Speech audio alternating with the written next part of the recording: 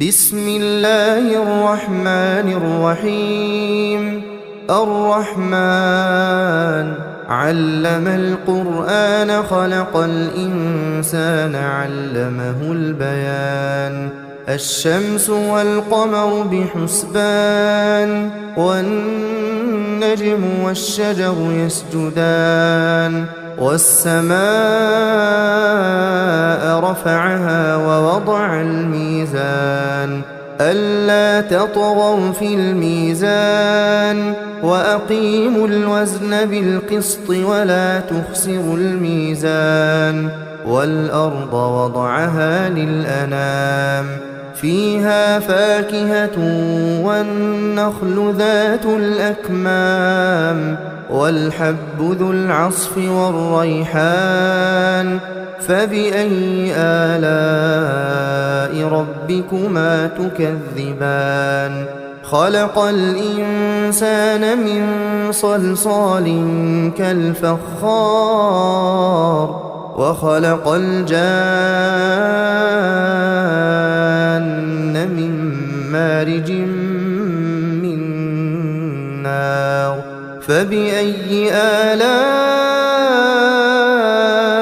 ربكما تكذبان؟ رب المشرقين ورب المغربين. فبأي آلاء ربكما تكذبان؟ مرج البحرين يلتقيان بينهما برزخ لا يبغيان. فبأي آلاء ربكما تكذبان؟ يخرج منهما اللؤلؤ والمرجان. فبأي آلاء ربكما تكذبان؟ وله الجوار المنشآت في البحر كالأعلام. فبأي آلاء ربكما تكذبان؟ كل من عليها فان كل من عليها فان ويبقى وجه ربك ذو الجلال والإكرام. فبأي آلاء ربكما تكذبان؟ يسأله من في السماوات والأرض كل يوم هو في شأن. فبأي آلاء ربكما تكذبان؟ سنفرغ لكم أيها الثقلان. فبأي آلاء ربكما تكذبان؟ يا معشر الجن والإنس إن استطعتم أن تنفذوا من أقطار السماوات والأرض فانفذوا لا تنفذون إلا بسلطان. فبأي آلاء ربكما تكذبان؟ يرسل عليكما شواظ من نار ونحاس فلا تنتصران. فبأي آلاء ربكما تكذبان؟ فإذا انشقت السماء فكانت وردة كالدهان. فبأي آلاء ربكما تكذبان؟ فيومئذ لا يسأل عن ذنبه إنس ولا جان. فبأي آلاء ربكما تكذبان؟ يعرف المجرمون بسيماهم فيؤخذ بالنواصي والأقدام. فبأي آلاء ربكما تكذبان؟ هذه جهنم التي يكذب بها المجرمون يطوفون بينها وبين حميم آن فبأي آلاء ربكما تكذبان ولمن خاف مقام ربه جنتان فبأي آلاء ربكما تكذبان ذواتا أفنان فبأي آلاء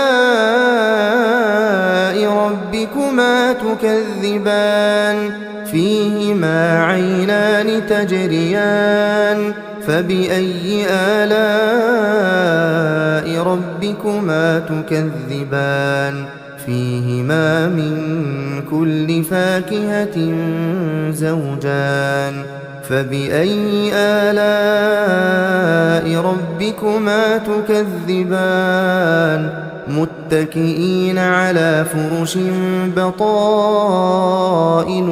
من استبرق وجنى الجنتين دان فبأي آلاء ربكما تكذبان فيهن قاصرات الطرف لم يطمثهن إنس قبلهم ولا جان فبأي آلاء ربكما تكذبان كأنهن الياقوت والمرجان فبأي آلاء ربكما تكذبان هل جزاء